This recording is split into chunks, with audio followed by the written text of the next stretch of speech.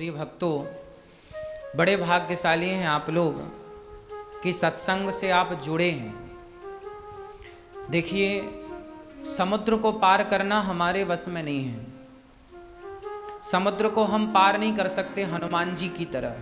प्रभु मुद्रिका मेली मुख माही और जलधि लांघ गए, वो हम नहीं कर सकते। तो क्या हम लोग भगवान से ये कहें कि हे प्रभु, हम हनुमान जी नहीं बन सकते, ध्रुव और प्रहलाद नहीं बन सकते, तो क्या हम लोगों का, हम जैसे पापियों का क्या उद्धार नहीं होगा?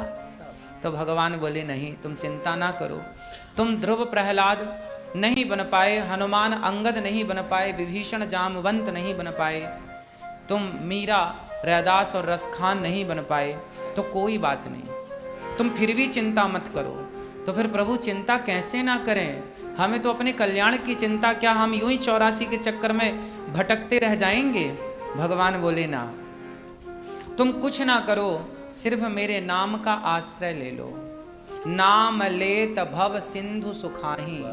जब भगवान कहते हैं कि तुम मेरी शरण में आओगे और मेरे नाम का आश्रय लेकर समर्पित हो जाओगे, तो जो समुद्र की तुमने बात की, जिसे हनुमान जी पार कर गए, वो हनुमान जी के लिए समुद्र समुद्र था, पर तुम्हारे लिए वो गौ माता के खुर में भरा हुआ पानी, बारिश में जब गाय चलती है तो जमीन पर गौ माता के खुर अंकित हो जाते हैं, और उसमें जो बारिश का पानी भर जाता है, तो गौ माता के खुर में भरा हुआ पानी एक छोटा सा बच्चा भी यूं छलांग मार के उछलकर पार कर सकता है। तो जब तुम मेरे नाम का आश्रय लोगे और जब मेरी शरण में आओगे, जब तुम अपने हाथ मेरी तरफ बढ़ाओगे, तो आपको पता है जगन्नाथ जी के हाथ कैसे हैं? ऐसे क्यों हैं?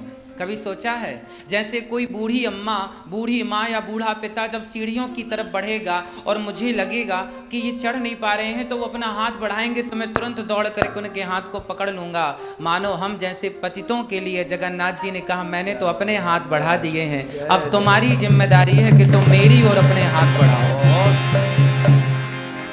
तो बस उन्होंने तो हाथ बढ़ा दिए हैं, अब हम जैसे पापी हैं कि उनकी तरफ हाथ करते ही नहीं, उनकी तरफ जाने की चेष्टा करते ही नहीं। पापी हम हैं, अधम हम हैं, नीच हम हैं, दुष्ट हम हैं, कमी हम में है, अपराधी हम हैं। वो तो खड़े हैं तैयार हमें गले से लगाने के लिए, हम जाते ही कहाँ हैं उनकी शरण में। इसलिए भगवान के नाम में बड़ी शक्ति है। जैसे कोई बूढ़ी अम्मा आपकी तरफ आए तो आप तुरंत उसे थाम लेंगे, उसी तरह जब कोई भक्त जाता है ना, तो भवसागर को पार करने की जरूरत नहीं है। भगवान भवसागर से उठाकर, जैसे बड़ा सा गड्ढा हो तो बच्चे को माँ उठाकर गड्ढे से पार कर लेती है, ऐसे भवसागर को भगवान उठाकर पार लगा देंगे यदि उनके आश्रित हम हो गए तो। बस उनका उनके आश्रित हो जाना है।